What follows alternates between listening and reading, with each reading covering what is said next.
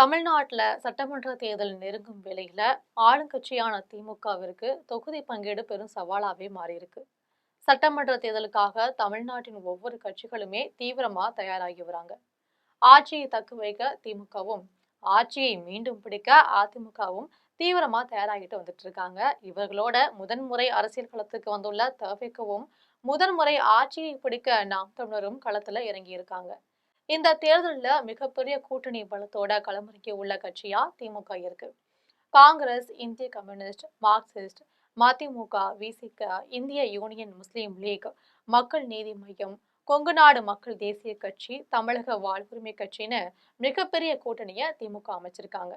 இது தவிர திமுக கூட்டணியில் இணைய ராமதாஸ் தலைமையிலான பாமக, தேமுதிக ஆகிய கட்சிகளுமே பேச்சுவார்த்தை நடத்திட்டு வராங்க.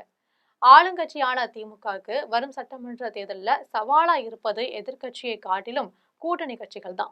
ஏன்னா தொகுதி பங்கீடுங்கிறது இந்த முறை திமுகவிற்கு முன் எப்போதும் இல்லாம அளவிற்கு சவாலாக மாறியிருக்கு.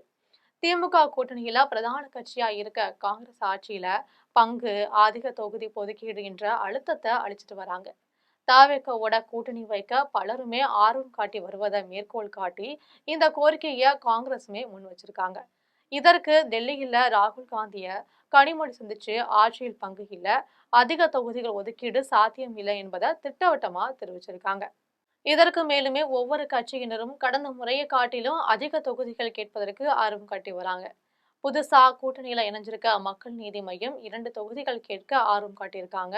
ஆனா ராஜ்யசபா தொகுதியை கமல்ஹாசனுக்கு அளித்து விட்டதால 2 தொகுதிகள்ங்கிறது மணிமாவிற்கு ரொம்ப சாத்தியமே கிடையாது.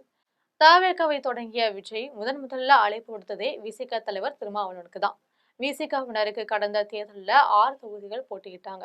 இந்த முறை அவர்கள் அதிக தொகுதிகள் போட்டியிட ஆர்வம் காட்டினாலும் அவர்களிடமும் சமரச பேச்சுவார்த்தை நடத்த திமுக திட்டமிட்டிருக்காங்க.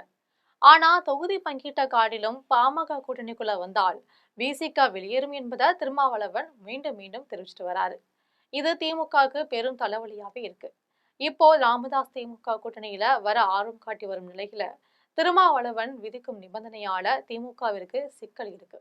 எந்த கட்சியுடனும் கூட்டணி சேராம இருக்கும் தேமுதிக ஒருவேளை திமுகவோட கூட்டணி சேர்ந்தால் 6 தொகுதிகள் வரை அளிக்க வாய்ப்பு இருக்கு. ஒருவேளை 6 தொகுதிகள் அளித்தால் கூட்டணியில் உள்ள மற்ற கட்சியினரின் தொகுதிகள் ஒதுக்கீட்ட குறைக்கணும் சூழல் உருவாகும். இந்திய கம்யூனிஸ்ட், மார்க்சிஸ்ட் ஆகிய கட்சிகளுமே கடந்த முறை தலா 6 தொகுதிகளில் போட்டியிட்டாங்க. இந்த முறை அதே அளவிற்கான தொகுதிகளை தக்க வைக்க அவங்க ஆர்வம் காட்டி வராங்க. கடந்த தேர்தலில் கூட்டணியில உள்ள கட்சிகள் உதயசூரியன் சின்னத்துல போட்டியிட்டாங்க. திமுக மொத்தம் 188 தொகுதிகளில் களமிறங்குச்சு. இந்த முறையுமே திமுக எப்படியும் தன்னுடைய வேட்பாளர்களை மட்டும் குறைந்தது 170 தொகுதிகளாவது களமிறக்க முடியும் அப்படின்னு முடிவு செஞ்சிருக்காங்க. கூட்டணியில பல கட்சிகள் இருந்தாலும் தனி பெரும்பான்மையோட ஆட்சியை பிடிக்க வேண்டும் என்பதுல எந்த மாற்று கருத்துமே இல்லாம திமுக திட்டவட்டமா இருக்காங்க.